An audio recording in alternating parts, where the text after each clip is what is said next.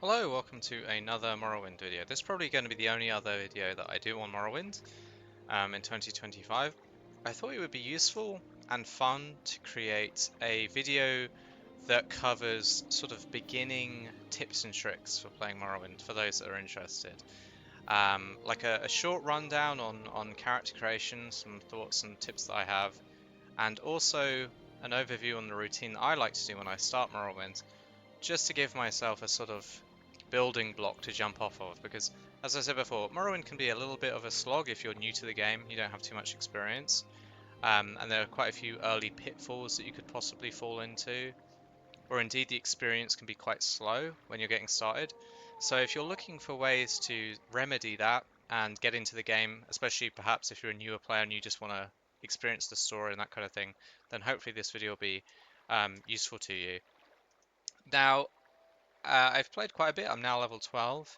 As you can see, my attributes and skills have gone up respectively, and I have some decent equipment.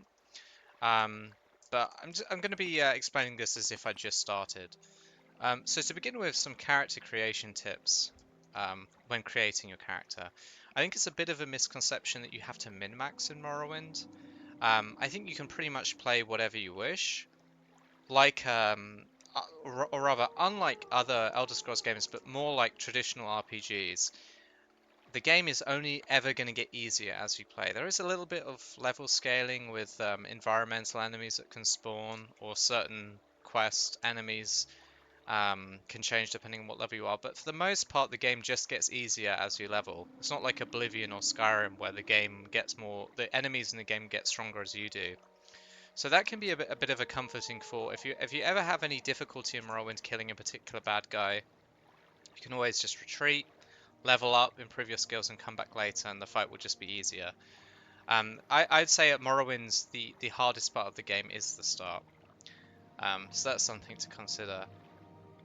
With that in mind, giving yourself a good start with race and character creation can be a good idea if you're new to the game. Although any race is viable, even the ones that I'm going to describe as not being particularly good, you can still have a lot of fun with and beat the game. I have beaten Morrowind as a Khajiit, which, spoilers, I'm not going to advertise as a particularly effective race. But I've done it as a Khajiit. I've beaten, close to 100%, like I've done the main quest, Tribunal, Blood Moon, most side quest guilds as a Khajiit, no problem. Just made the start of the game a little bit more difficult. Okay, so some tips for character creation. I'll start with races. As you can see, I went with the Breton for Amalek. In terms of, I would say that the races could be categorized into three groups. The first group would be very powerful. Um, Also, as a caveat, you can find much better guys than this in terms of character creation, much more detail. These are just going to be my thoughts and hopefully delivered quite quickly. So for races, the top three races that I would consider like the best races in the game are Breton, Redguard, and Orcs. So those are the three races which are going to give you the easiest time when playing Morrowind, in my opinion. Bretons come with 50% magic resist, which is fantastic. They come with more magic than other races, aside from the High Elves, and they also come with very useful power. Redguards come with Adrenaline Rush, which is a super powerful power which can effectively guarantee you a successful fight against almost anything in the game, and also has good skill selection.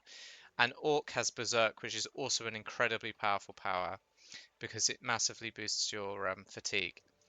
If you didn't know, unlike Oblivion and Skyrim, fatigue is very useful in Morrowind. It effectively affects everything. It affects your chance to hit. It affects how much damage you do. It affects your chance to cast a spell successfully.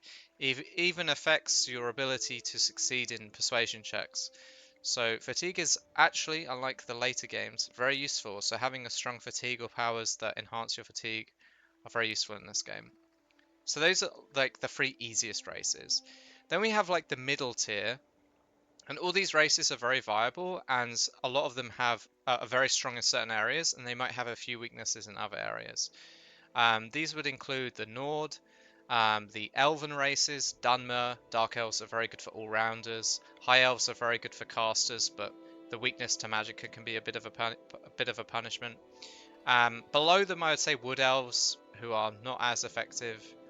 and then Imperials, who the races their racial powers, excuse me, have some utility use, but their skill selection isn't fantastic. And then the two races that I wouldn't recommend for new players, but as I said, that it's definitely possible to beat Morrowind as them, would be Khajiit and Argonians. Go ahead. They were probably the weakest races in the game. They don't have boots, or they're not allowed to use boots, excuse me. They're not allowed to use gloves. They can only use certain types of helmets, which gives you less gear slots and all around less things to work with. So those are my thoughts on races. In terms of attributes, my main tip for attributes would be try to raise your endurance as quickly as possible, because your health is affected in totality by how quickly you raise this attribute. So the faster you raise it to max, the better, the more health you'll have in the end game. Aside from that, there isn't really much of a rush in any of the other attributes. I quite often consider personality and speed to be sort of dump stats, strength and agility to be good for melee orientated characters, and intelligence and willpower good for casters. You can definitely play a marksman type archer character in Morrowind, it's viable, but it's not as effective as a melee character, and if you're new to the game and you're not used to percentage hit chance yet, I would kind of recommend maybe not playing an archer for your first character. For skills, again, I don't really think these need to be min-maxed that heavily because with the training system in Morrowind, skills are very forgiving. If you didn't know and you're coming from Oblivion or Skyrim, unlike those games, Morrowind has no training cap. So in Oblivion and Skyrim, you can only train a skill 5 times per level. In Morrowind, you can train as frequently as you wish, so long as you have the money for it. So when you get rich, you can literally pick a skill and boost it all the way up to 100. These are the skills that I've picked. In major skills, I like to have one weapon type skill, one armor class type skill, and then a couple of skills that I'm going to be using a lot of the time. And then for minor, I like to have some utility skills. So armor is useful for repairing your gear, block's useful just to make yourself a bit more survivable in combat, or a bit more durable, I should say, I suppose. Mysticism actually is very useful in Morrowind, unlike Oblivion and Skyrim, and I'm going to explain why later on in this video. And alchemy and enchant for the mid to late game could be very good too. For new characters, I also think, for new players, excuse me, I think security would be a good minor skill to have as well, to open chests and to disable traps. Although on this character, I'm going to use alteration. Um, for signs, I think most signs are viable, and some are definitely better than others. But my main tip for birth sign selection is to be a little wary of the warrior. A lot of new players up to Morrowind just want to play like a warrior type class, so they pick the warrior. It makes the most sense. But the warrior sign in Morrowind only increases your attack by 10 points, which really isn't that good, especially when you could go with something like the lady. And the lady gives you a whopping plus 25 to your personality and your endurance attributes, which is huge. The lady is super strong in Morrowind. So if you want a really good birth sign, that's the one I recommend you go for. If you're a caster, maybe take a look at the mage or the apprentice or the atronach. But it's sort of dealer's choice and sign. Just be careful of picking the warrior. It's not actually that good. Okay, so now I'm going to talk about a little bit about my opening routine in Morrowind, what I like to do, and I'm going to also cover some things that you can do in your game to give yourself a lot more maneuverability and flexibility in terms of getting around the map more effectively. Now, if there's anything in this guide that you're a bit like, that seems maybe a bit too exploity for me, it's totally fine. Play the game however you wish to. That's what Morrowind is designed for. It's very much a sandbox. You know, take the tips you like, leave the rest. But this is just what I like to do. So as soon as we come out of the Census and Excise office after finishing the tutorial, the first thing I recommend any new player to Morrowind do is immediately head to the local shop, which is Ariel's Trade House. Now you could do this like nicking a plate inside the tutorial zone, but I don't personally do that. But what I do recommend you do is you immediately go to the shop. Now if you give Fargoth the ring that you get in the tutorial, here's Fargoth. If you give him the ring, he actually will provide you a discount in this store, so that's a nice little touch. And you can get the ring back by doing his quest. But the first thing I do is I always An come speak honor, to to be Baril. sure. This is because you want to, as soon as you possibly can, equip yourself with, at the very least, a weapon of your chosen class and then armor of your chosen class, and you can get both from Baril. So if you're a long blade major skill, you want to immediately buy a long blade and equip it. The biggest mistake I see newer players make when they come to Morrowind is they take the starter dagger from the tutorial, which is a small blade, which might be a skill that they're not trained in, so maybe they only have 10 in short blade, and immediately go and try and kill something. They realize that they can't hit the thing that they're trying to kill, even though because their crosshair is on the opponent, because Morrowind has a hit chance system, and then they think that the combat system's no good and the game is bad or whatever. So you want to immediately equip yourself with a weapon in your chosen skill. I then like to go clean out this tutorial dungeon, which can be found just behind the Silt Strider here. Adamastros. Once you've done that and you've taken all the loot, you can sell it and then buy yourself a couple of armor pieces. And then you're on your way to Balmorra. Armor pieces in your chosen armor skill and weapon in your chosen weapon skill. Now, as a heavy armor character especially, Morrowind will make you incredibly slow, and I will show you this here. So this is how fast I would be with a speed score of 37 coming up the tutorial. To me, this is painfully slow. To others, maybe it wouldn't be.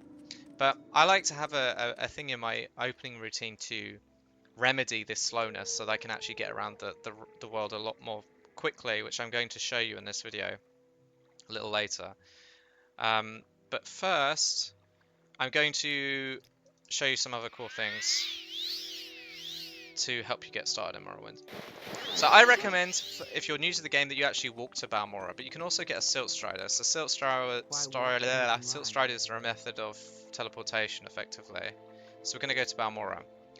So as soon as you go to Balmorra, your first main quest will be located over the river. You have to deliver a package over there.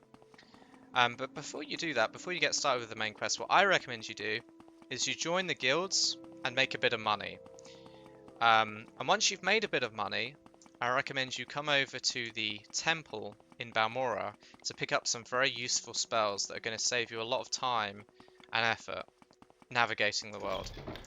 So if we go to the lower level of the temple, we'll find two spellcasting vendors who will sell us some very useful spells. No, I don't think so. So we'll click spells and they'll be listed here. I've already bought them, so they won't be listed for me. The spells we want to buy off these two ladies are Mark and Recall. And we should also buy Almcivi Intervention. Now, Almcivi Intervention will teleport you to the nearest Dunmer-themed temple. And Divine Intervention, which we can't buy here, but we can buy later in the game, but you can find scrolls of, will teleport you to the nearest Imperial Temple. Both very useful when navigating the game world. But Mark and Recall will allow us to set a custom teleportation point, which can alleviate backtracking. So once we've bought these spells, we need to be able to cast them. And they are mysticism spells. So that's why I like to have mysticism as at least a minor skill. If you don't have mysticism as a minor skill and it's just in Misk, not to worry, you can easily train it up by going to the Mages Guild and buying some training. But with Mark and Recall, as I said, you can buy from the temple, we can immediately mark outside the two starter guilds like this. Oh, and you'll note that even with, I have a mysticism of 32, so I'm not going to be able to cast this 100% of the time. Remember that your fatigue will also affect your casting chance. So if I was out on an adventure, I could cast Recall, and it would teleport me back to my mark point. So that will save you a lot of time. Another quick tip is that for the starting guilds, remember that they both have equipment chests, which you can get some useful supplies in. Both the Fighters and Mages Guild both have these chests pretty much at the start. So you want to join these guilds, do some jobs, make some money, take their stuff in the start chests, get yourself your teleportation spells as quickly as possible to alleviate backtracking.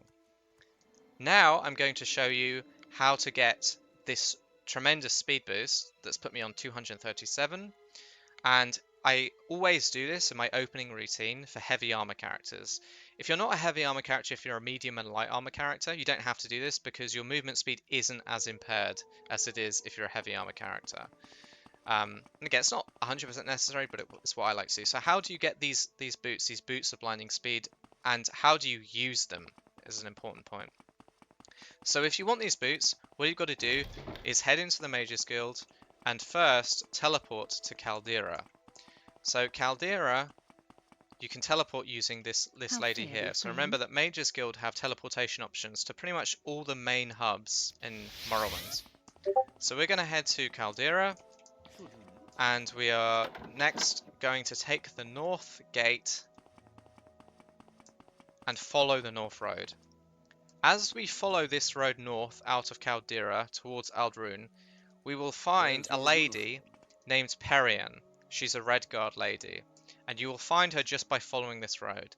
If for whatever reason you can't find her, you can always look it up online and it'll have her exact location. But she is on this road, you just have to follow it. And she will give you a quest to head to Narmok, which is this coastal settlement here. And on completion of this quest, when you arrive there with her, again, all you have to do is follow the road signs. She will give you the boots of blinding speed. Alternatively, if you don't care about being a moral character, you can just kill her for the boots. But when you have the boots, they're not particularly usable. Now, I'm a Breton, so I have 50% magic resist. So when I put them on, my screen is darkened by 50% brightness. But if you're not a Breton, you will go completely blind. You won't be able to see anything. So this will make them effectively unusable. So we need to counteract that. And the way that we counteract that is we need to create a spell which lets us resist 100% of magic. Where's my cheap restore magic? There we go. That gives us 100% resistance to magicka so that we can put them on. So how do we do that? Well, very easily. Once you have the boots, you're going to need to return to Balmorra, which again you can use your recall spell if you cast a mark, or you can use the Mage's Guild teleportation. And then in Balmorra, we want to speak to this orc lady, and she will have a resist magic spell. She has strong resist magic for 150 gold, which we can buy. You can also buy a resist magic spell at the first merchant that I took you to in Seydonin. He has one too. And then you can talk to this high elf lady, click spell making, and you can make a resist magic spell. And you want this to target yourself, and you want a magnitude of 100, but the duration only has to be 1 second. What this means is even with a low restoration skill, we still have a very good chance to cast a spell successfully. And then you can name it whatever you wish. Once you've got your spell, which I've called Booty's Resist, you can... Did I accidentally drop them, or... Nope, they're in my inventory. Just gonna rest to get my magicka back. Oh, I've been attacked by an enemy. Never mind that. My alarm clock of sorts. Yeah, take your time. Now that we have magic, so we can cast our magic resist spell, put on the boots, and we have our speed buff. And this will allow us to move around the world a lot more quickly. And this, for me, especially as a heavy armor character, but even for medium light armor characters too, lets me get into the game world a lot more easily, because it allows me to navigate the world. I've got a lot more teleportation options that can alleviate backtracking, and I've also got a much faster run speed, which can get me from point A to point B a lot more quickly. So hopefully that was useful and had some tips that you can make use of. Thanks for watching.